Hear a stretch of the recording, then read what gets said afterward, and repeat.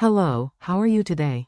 Do you want to dive into a book that might just surprise you, whether it becomes your next favorite or one you might skip? Let's find out what readers are saying about it. Krista, who has 116 likes, says, 2.5 My first Grady Hendrix book was a bit of a fail, and I think it's half my fault 'cause I didn't read the synopsis. I am not someone who enjoys reading about pregnancy in general, so the focus on teen pregnancy didn't hold my interest in any shape or form. I think if the witchy, horror elements were more prevalent in the story, then I might be had a better chance of liking this book, but who knows. The characters were very one-dimensional and the pace was too slow.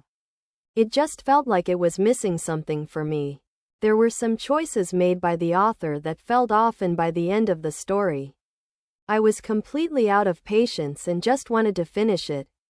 I am still looking forward to trying his other works, but this one just wasn't for me at all, unfortunately. Many thanks to NetGalley, the author and Berkeley Publishing Group, for the ARC. All opinions are my own. Maxwell, who has 295 likes, says, Neva Craven is a 15-year-old unwed pregnant girl in 1970 in Alabama. At the start of the novel, she's being taken by her father to stay with her aunt for the summer, aka shipped off to Wellwood House, a home for wayward girls to wait out their pregnancies, give the babies up for adoption, and then return home as if nothing ever happened. When Neva arrives, she is renamed Fern. All the girls must adopt floral monikers, and told to keep personal details to herself, under the questionable care of Miss Wellwood, a rule-following nurse, a creepy male doctor, and a social worker. The girls bide their time by smoking cigarettes. It's 1970 after all. Watching television, doing chores, and never leaving the property. But when a chance encounter with a library on wheels provides Fern and her friends with a spellbook, they are ready to take fate into their own hands and fix the power imbalance they've suffered under for too long, as Fern and the other girls experiment with spells.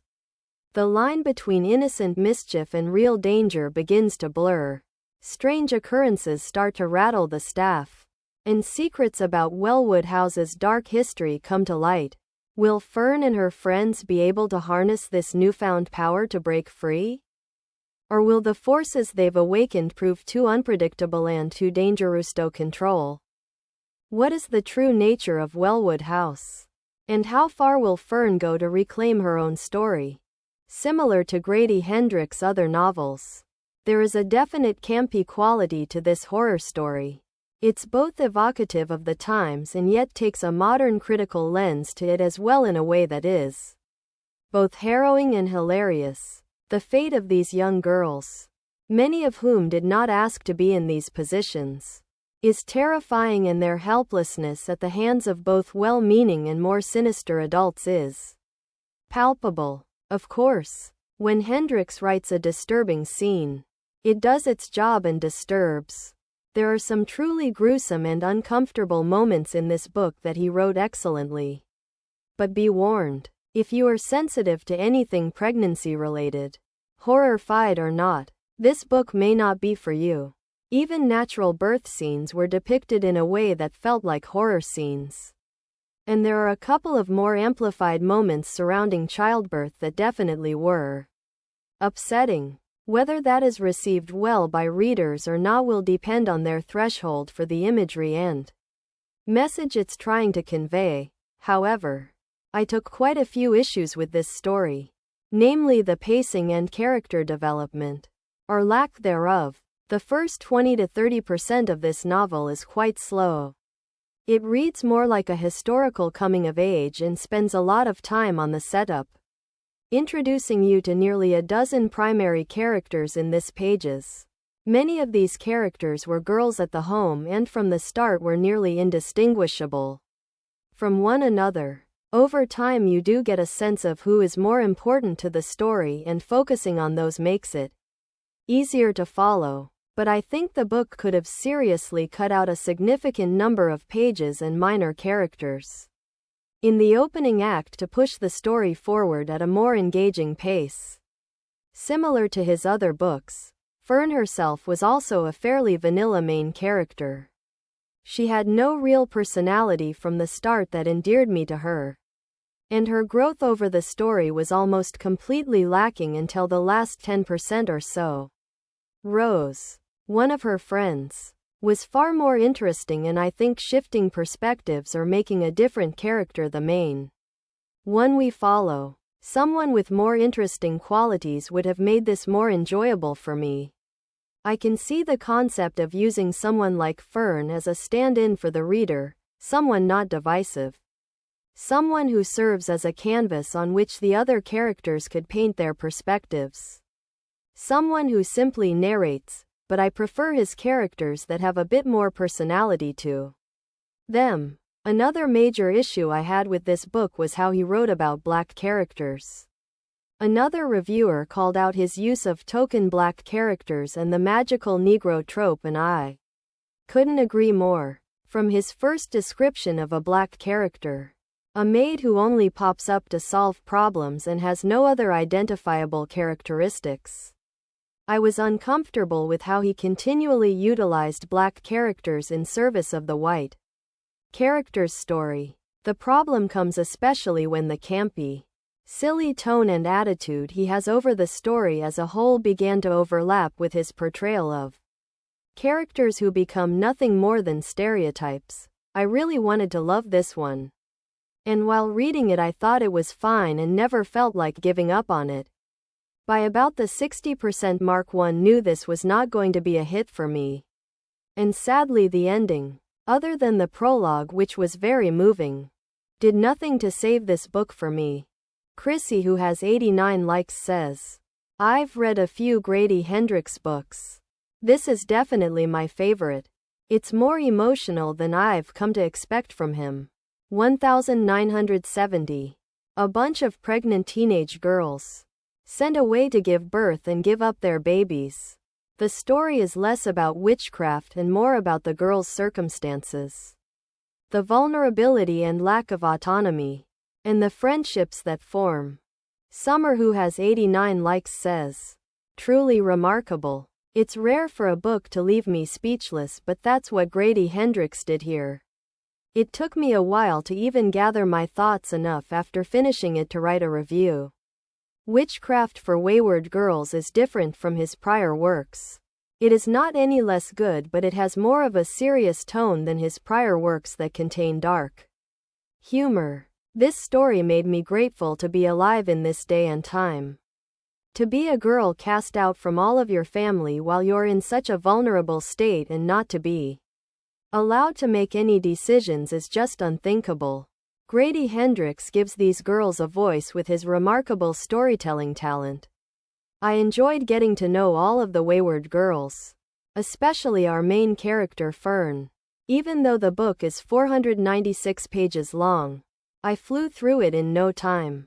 As far as the horror, it's there. The witch element added a chilling side, but there is a birthing scene that I am sure will terrify most male readers. However, the most terrifying part of the story is the fact that it is based on history, and pregnant teenage girls were sent away to have their babies only to have them ripped away from them. Witchcraft for Wayward Girls by Grady Hendrix will be available on January 14, 2025. A massive thanks to Berkeley Pub and NetGalley for the gifted copy. Niloufer Ozmekik, who has 208 likes, says, "They were girls. That's what they called them in their articles and their speeches and their files. Bad girls, neurotic girls, needy girls, wayward girls, selfish girls, girls with Electra complexes, girls trying to fill a void, girls who needed attention, girls with pasts, girls from broken homes, girls who needed discipline, girls desperate to fit in, girls in trouble, girls who couldn't say no. They'd been thought the devil was the worst thing in the world. But they were too young to understand there were worse things than the devil.